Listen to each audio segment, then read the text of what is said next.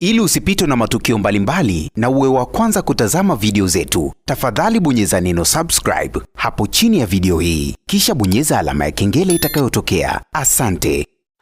Moja kati ya habari kubwa ambayo inazungumzwa kwa sasa hivi kwenye mitandao ya kijamii ni baada tu ya msanii Gigy Money kufunga ndoa yake pamoja na mume wake kipenzi Tariki. Tumeweza kushuhudia mastaa mbalimbali wameweza kuhudhuria ndoa ya Gigy Money, lakini pia tumeweza kuona ni kwa namna gani Gigy Money amedhamiria kuingia katika maisha ya ndoa. Sio rahisi na wala sio jambo lepesi. Mara nyingi sana Gigy Money amekuwa akizungumziwa kwa namna ya tofauti mitandaoni kwa sababu tu Gigy huwaga ni mkweli na muwazi. Anapokuwa na mahusiano mapya ni lazima atayaweka kwenye mitandao ya kijamii, jambo ambalo limepelekea watu wengi sana kumdharau na kumuona kwamba ni msanii ambaye anatembea na wanaume tofauti tofauti. Lakini kwa awamu hii mwaka huu 2026 tuliweza kushuhudia Gigy Money alianza kutoka na Tariki, lakini baadaye tukamuona Gigy Money wakaachana na Tariki, na walipoachana na Tariki Gigy Money akaanzisha mahusiano mapya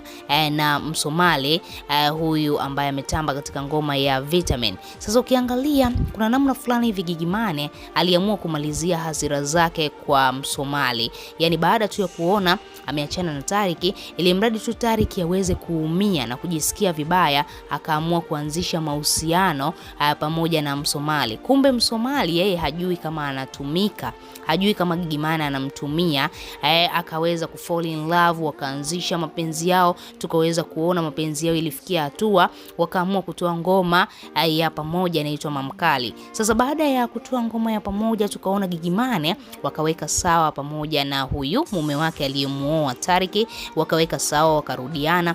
Baada ya Gigy Money kurudiana na mpenzi wake, tukamuona Msomali anahangaika peke yake. Sasa interview nyingi sana zilimkuta Msomali na akazungumza wazi kwamba watu wengi wanafikiri ile ilikuwa kiki, lakini anakuambia kwa upande wake ilikuwa ni ukweli kabisa, na hicho kitu kinamuumizaga sana na kuona kwamba yeye amechezewa hisia zake na Gigy Money. Lakini siku leo pia Msomali alikuwa na interview katika media kubwa ya Wasafi na akazungumza kuhusiana na ndoa ya Gigy Money pamoja na Tariki. Na baada tu ya Msomali kuulizwa kuhusiana na hilo swala kwamba yeye amejisikiaje baada tu ya Gigy kuweza kufunga ndoa na Tariki, unaambua Msomali ameangua kilio, akaanza kulia. Ikabidi sasa watangazaji waanze tena kumbembeleza Msomali, bana cool bro, ize ni kawaida inatokea hivyo. Kumbe inaonekana wazi Msomali alimpenda sana Gigy Money, lakini yeye Gigy Money alichukulia poa, alichukulia easy, alichukulia kawaida. Kumbe mwenzake alizama kwa miguu miwili. Gigy Money aliamua kumtumia, basi ikawa hivyo. Na Msomali anakiri wazi kwamba alimpenda sana Gigy Money, lakini Gigy hakuonesha upendo wa dhati kwa Msomali, jambo ambalo limepelekea hata Msomali kwa sasa hivi anakuambia hayupo katika hali nzuri, hali yake ni mbaya sana, anajisikia vibaya kuona kwamba Gigy Money alikuja kwake kumchezea hisia zake alafu akaondoka. Ikapelekea Msomali akawa anafikiria sana na kujiuliza, huyu mwanamke amenichukuliaje? Hilo ni jambo baya sana.